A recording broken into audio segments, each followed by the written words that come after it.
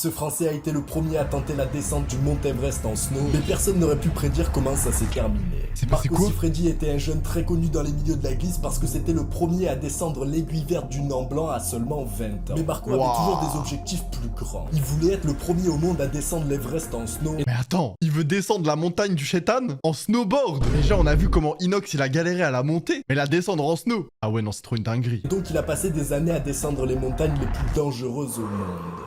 Mais ce genre de descente comporte des risques, et vu que son frère était déjà décédé dans une avalanche, la mère d'un de ses amis lui a donné un petit talisman pour lui porter chance. Genre Marco, c'est Thanos en fait. Ça lui donne une pierre et il va claquer des doigts, puis il va réussir à descendre l'Everest, c'est ça? Et donc à 23 ans, le Français va grimper au sommet de la montagne la plus dangereuse au monde, avant d'être la première personne de tous les temps à la descendre en snow. Mais non.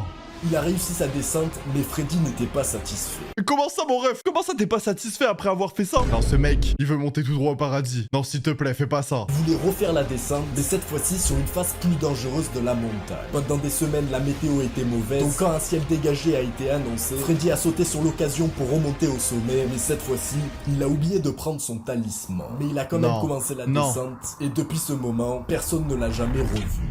Si tu veux voir la suite de cette vidéo, clique sur mon pseudo, elle est disponible sur ma chaîne YouTube.